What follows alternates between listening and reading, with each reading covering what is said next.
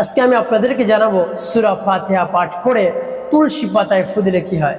আমি আবার বলছি, সূরা ফাতিহা পাঠ করে তুলসী পাতায় ফু দিলে কি হয়। খুবই গুরুত্বপূর্ণ আমলটি আপনি শিখে রাখুন, আপনার কাজে লাগবে এবং আপনি অনেক উপকৃত হতে পারবেন। তাই বিস্তারিত জানার জন্য, আমলটি শিখে রাখার জন্য ভিডিওটি শেষ পর্যন্ত দেখার অনুরোধ থাকবে। এবং এই আমলটি আপনি কখন করবেন, কোন নিয়মে করবেন, কিভাবে করবেন, আমলটি করার ক্ষেত্রে আপনার কাছে কোন কোন জিনিস রাখতে হবে, বিস্তারিতভাবে অতি সহজে আমি আপনাদেরকে বলে দিচ্ছি। তো সর্বপ্রথম আপনি এই আমলটি যখন করা শুরু করবেন, আপনার কাছে 60টি তুলসী পাতা রাখবেন। আর সেই তুলসী পাতাগুলো আপনি ধুয়ে একেবারে পরিষ্কার করে আনবেন, যেন কোনো ধরনের বালু না থাকে, ময়লা না থাকে, তাহলে ধুলা বালু না থাকে। একেবারে পরিষ্কার করে এনে আপনার সামনে রাখবেন।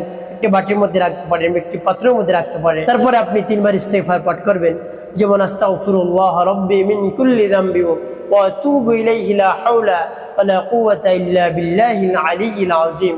এভাবে ইস্তিগফার পাঠ করার শেষে 3 বার দুরূদ ইব্রাহিম পাঠ করবেন। আল্লাহুম্মা সাল্লি আলা মুহাম্মাদ ওয়া আলা আলি মুহাম্মাদ কামা সাল্লাইতা আলা ইব্রাহিম ওয়া আলা আলি ইব্রাহিম ইন্নাকা হামিদুম মাজিদ। আল্লাহুম্মা বারিক আলা মুহাম্মাদ ওয়া আলা আলি মুহাম্মাদ কামা বারাকতা আলা ইব্রাহিম ওয়া আলা আলি ইব্রাহিম ইন্নাকা হামিদুম মাজিদ। এভাবে যখন ইস্তিগফার এবং দুরূদ শরীফ পাঠ করা হয়ে যাবে, আপনার সামনে যে তুলসী পাতা থাকবে তার মধ্যে আপনি ফু দিবেন না।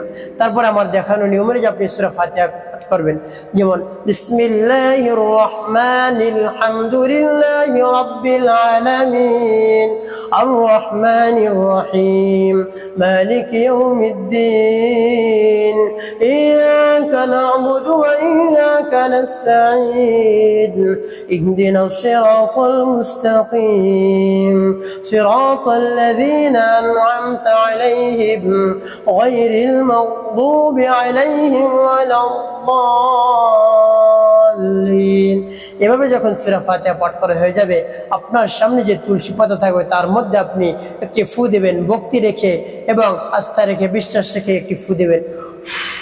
তারপর আপনি আবারও পাঠ করবেন, যেমন বিসমিল্লাহির রহমানির হামদুলিল্লাহি রাব্বিল আলামিন আর রহমানির রহিম মালিকি ইয়াউমিদ্দিন ইয়াকা না'বুদু ওয়া ইয়াকা নাস্তাঈন ইহদিনাস সিরাতাল মুস্তাকিম সিরাতাল লাযীনা আন'আমতা আলাইহিম গায়রিল মাগদুবি আলাইহিম ওয়ালাদ-দাল্লিন।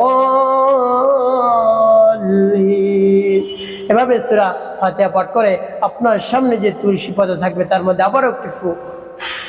তারপরে আপনি আবারও সূরা ফাতিহা পাঠ করবেন, যেমন বিসমিল্লাহির রহমানির হামদুলিল্লাহি রাব্বিল আলামিন আর রহমানির রহিম মালিকি ইয়াউমিদ্দিন ইয়াকা না'বুদু ওয়া ইয়াকা নাস্তাঈন ইহদিনাস সিরাতাল মুস্তাকিম সিরাতাল লাযীনা আন'আমতা আলাইহিম গায়রিল মাগদুবি আলাইহিম ওয়ালাদ-দাল্লিন।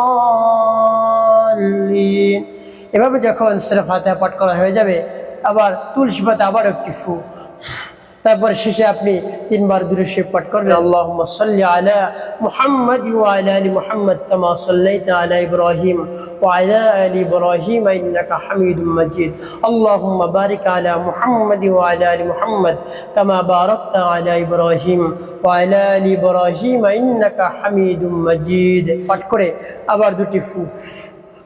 তো প্রিয় ভাই বোনেরা, সূরা ফাতিহা আপনি কতবার পাঠ করবেন? 3 বার সূরা ফাতিহা পাঠ করে 3টি ফু তুলসী পাতায় দিবেন। তারপরে দুরূদ শরীফ পাঠ করে 2টি ফু দিয়ে মোট 5টি ফু দিয়ে তুলসী পাতা পড়ে নেবেন। এভাবে তুলসী পাতা পড়লে কি হয় বা কিভাবে ব্যবহার করবেন আমি আপনাদেরকে বলে দিচ্ছি। আপনি এই আমলটি এশার পরে করবেন বা মাগরিবের পরে করবেন, এশার পরেও করতে পারেন। সব কাজ শেষ করে, আপনার মনকে স্থির করে সব কাজ শেষ করে আপনি আমলটি করুন। তো আপনি আমলটি শেষে আপনার কাছে 1 গ্লাস পানি রাখবেন, সেই পানির মধ্যে সেই তুলসী পাতা 60টি দিয়ে দেবেন এবং ঢেকে রাখবেন। সারা রাত এভাবে তুলসী পাতাগুলো ভিজানো থাকবে। তারপরে আপনি সেই তুলসী পাতা সকালে উঠে আপনি কি করবেন, আপনি খালি পেটে আপনি সেই তুলসী পাতাগুলো খাবেন। এভাবে যদি তুলসী পাতা আপনি খান তাহলে কি হবে, আপনার যত ধরনের জাদুটোনা সব কিছু কেটে যাবে। আপনাকে যদি কেউ কুফরি করে থাকে, জাদুটোনা করে থাকে, তারপর বিলাক মসজিদ করে থাকে, আপনাকে যদি কবিরাজ কোনো ক্ষতি করে থাকে, তাহলে সব কিছু কেটে যাবে। মহান রব্বুল আলামিন সব কিছু দূর করে দিবে।